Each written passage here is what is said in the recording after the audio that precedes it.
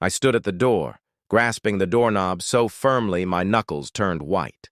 The laughter within the room was sharp, slashing through the air like a serrated blade. It wasn't simply laughter. It was ridicule, the kind that pierced deep into a man's pride and twisted like a knife. I knew that sound. Patricia, my mother-in-law.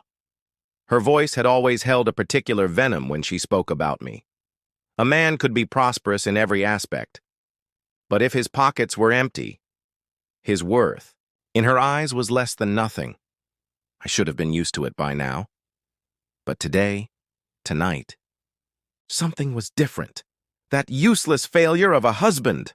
Patricia snarled, her words dripping with scorn. No money, no life, a broken loser. The sound of glasses clinking together followed. A toast to my failure. I stood, immobile. My breath slow and steady, but inside, something cracked. No wife, no kids. He's no longer part of this family. Another round of laughter erupted from the room. My wife? No, my ex-wife. Isabella's voice rang out, light and carefree as if she didn't have a concern in the world. For years I had been part of this family. I had sat at that table, laughed, shared meals, celebrated birthdays and holidays. I had built a life with Isabella, and now, suddenly, I was nothing but the punchline to their nasty joke. My grip on the doorknob slipped. I should have walked in. I should have raged, should have shouted, let them see me standing there, let them choke on their laughter when they discovered I wasn't as broken as they believed. I should have reminded them who I was before they sucked me dry. But I didn't. I let go. Not because I was weak. No. Because their comments no longer mattered. Because I had already made my decision. I turned away, stepping back into the cold night air. My breath was visible in the dim glow of the porch light. I reached into my pocket, pulled out my phone, and scrolled through my contacts. Then I found the name I wanted, Dominic Langford, my lawyer, my only true ally in this entire mess. I hit the call button. He picked up on the first ring. "It's time," I said, my voice calm, controlled. There was a moment of silence. Then, Dominic's voice, firm and sure. "Then let's make them pay." A sly sneer formed on my lips as I headed toward my car. The night was cold, but I felt nothing, no sorrow, no doubt. They believed I was broken. They thought I was vanquished. They believed they had won. But they had no idea what was coming. Betrayal cuts deepest when it comes from the one person you trusted with everything. I sat in the dim light of my modest room, staring at my laptop screen. The glow reflected off the icy glass of whiskey in my fingers. The ice had started to melt, dulling the burn, but I hardly noticed. My focus was locked on the screen, on the emails, the bank transfers, the concealed contracts. Every single piece of evidence laid out before me, like a hideous puzzle finally coming together. Isabella, my wife, no, my ex-wife. She hadn't just left me when I lost everything. She had helped orchestrate my collapse. I clenched my jaw. My fingers curled into fists. The betrayal had been there all along. I just hadn't wanted to see it. 2 years ago, my world disintegrated in the blink of an eye. My firm, the firm I had built with my blood, sweat, and sleepless nights, collapsed under the weight of a financial scandal I had no part in. Accounts emptied, assets frozen, reputation shattered. One day I was a renowned businessman. The next, I was condemned, accused of mismanagement, fraud, embezzlement. The worst part? I had trusted my business partner, Travis Carter. I had called him my friend, and the day after I filed for bankruptcy, Isabella filed for divorce. At first, I thought it was the hardship, the weight of financial ruin crushing our marriage. But as I stared at the damning proof before me, I recognized the truth. It had all been planned.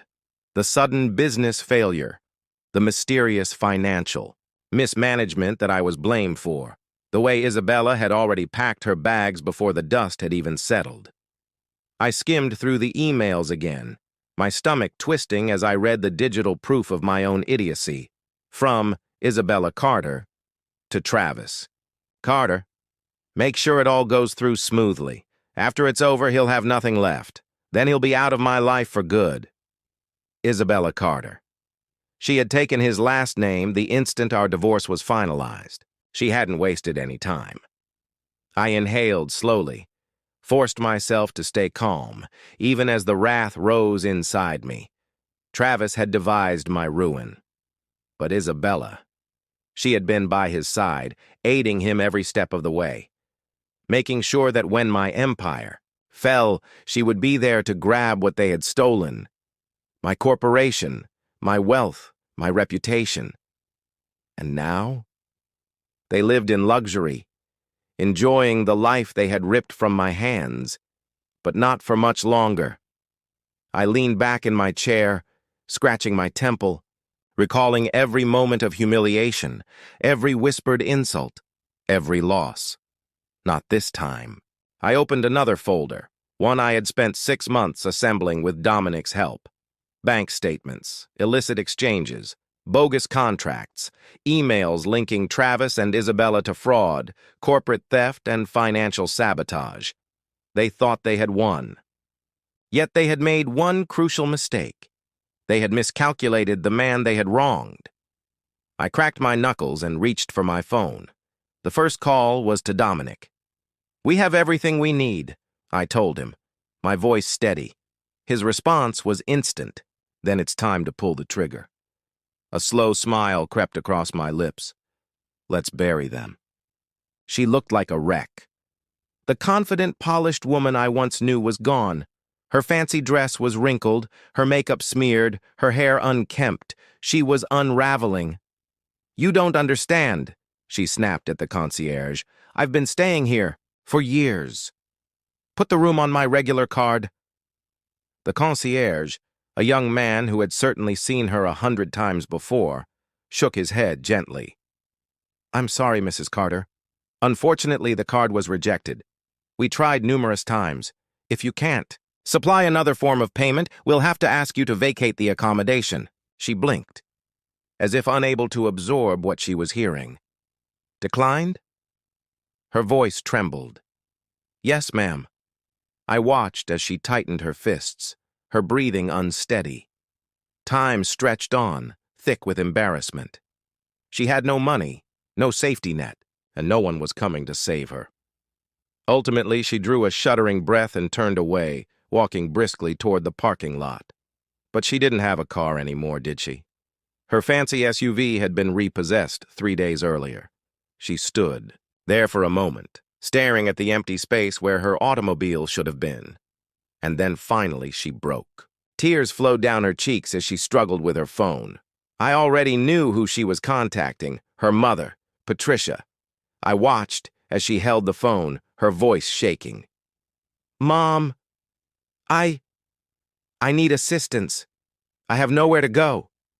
I could hear Patricia's voice from where I stood, harsh, unforgiving. "Isabella, you did this to yourself." Isabella staggered back as if the words had physically struck her. "Mom, please." "You shame this family," Patricia hissed. "You think we want to be linked with a controversy like this? You destroyed your marriage, and now look at you. You're a disgrace." The call ended. Isabella glanced at her phone, her body trembling. "And then," she yelled. Right there, in the parking lot, surrounded by strangers, a raw, broken sound that resonated. Through the night, I should have felt sorrow, but I didn't. She had made her choices. Now, she had to live with them. Patricia's folly wasn't done yet. Patricia, my ever-so-gorgeous ex-mother-in-law, had been a persistent force in my life. She was the woman who had looked down on me, laughed at me, and cheered for my downfall. She had been Isabella's greatest supporter, until now. Since Isabella collapsed, Patricia fell with her. With Isabella's financial assets frozen, Patricia lost access to the lifestyle she had grown accustomed to. The mansion she had boasted about, gone. The exclusive events, the luxury shopping sprees, the social circles, They had all vanished overnight. The last time I saw her, she was leaving her home with 2 suitcases, her face twisted with fury. Her friends had abandoned her. Her standing was shattered. She was nobody, and it was poetic. My new beginning, I sat in the penthouse, staring at the city skyline, a glass of whiskey in my hand. It was strange. This penthouse had been meant for Isabella and Travis. They had planned to move in together. Now it was mine. Dominic had helped me acquire it through a shell company, bought right out from under them before Isabella even realized it was for sale. I reclined back, sipping my drink, loving the thought that although they had lost everything, I had made myself stronger than ever. Isabella had sold love for greed. She had chosen betrayal over devotion, and now she was left with nothing. I had won, and I had never felt so alive. Betrayal doesn't only ruin relationships, it ruins individuals, and when the dust settles, when the lies crumble, and the mask falls, the traitor is left with nothing but the weight of their own choices, and that's exactly where Isabella was today, a hollow shell of the woman she used to be.